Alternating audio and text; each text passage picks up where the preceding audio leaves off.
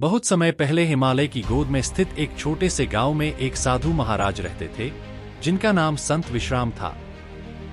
संत विश्राम अपने सत्य और परोपकार के कार्यों के लिए दूर दूर तक प्रसिद्ध थे। उनकी सादगी और सत्य की राह पर चलने की प्रेरणा ने गांव के लोगों के दिलों में गहरी छाप छोड़ी थी। उनके आश्रम में दूर दूर से लोग आते थे, अपनी समस्याओं का समाधान पाने और शांति की खोज में। संत विश्राम के आश्रम में एक छोटा सा बालक आता था, जिसका नाम गोपाल था।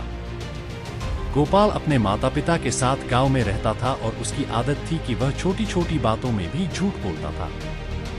संत विश्राम ने एक दिन गोपाल को बुलाया और कहा, पुत्र, सत्य ही जीवन का सबसे बड़ा धन है। जो व्यक्ति सत्य की राह पर चलता है, वही सच्चे सुख और शांति को प्राप्त करता है।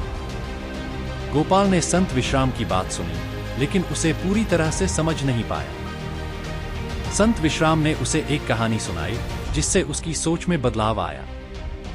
कई वर्षों पहले की बात है। एक समृद्ध राज्य में एक राजा था, जिसका नाम हरिराज था। राजा हरिराज न्यायप्रिय और दयालु था, लेकिन उसे सत्य के महत्व की पूरी समझ नहीं थी।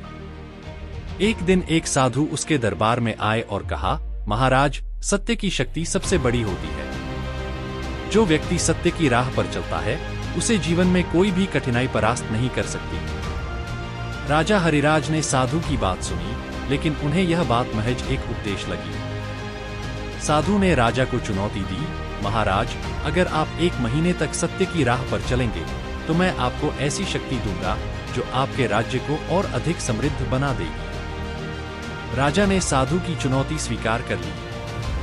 अगले दिन से ही राजा ने सत्य की राह पर चलने का निर्णय लिया। वह अपने दरबार में सभी मंत्रियों और प्रजाजनों के साथ सत्यनिष्ठ होकर व्यवहार करने लगा।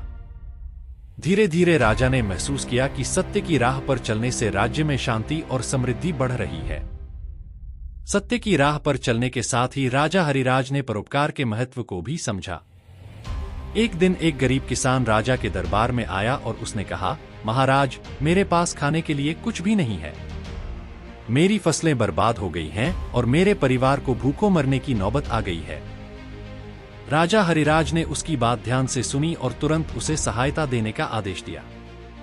उन्होंने न केवल उस किसान की मदद की, बल्कि अपने राज्य के सभी किसानों की स्थिति सुधारने के लिए कई योजनाएं बनाई। धीरे धीरे राज्य में गरीबी कम होने लगी और लोग खुशहाल जीवन जीने लगे।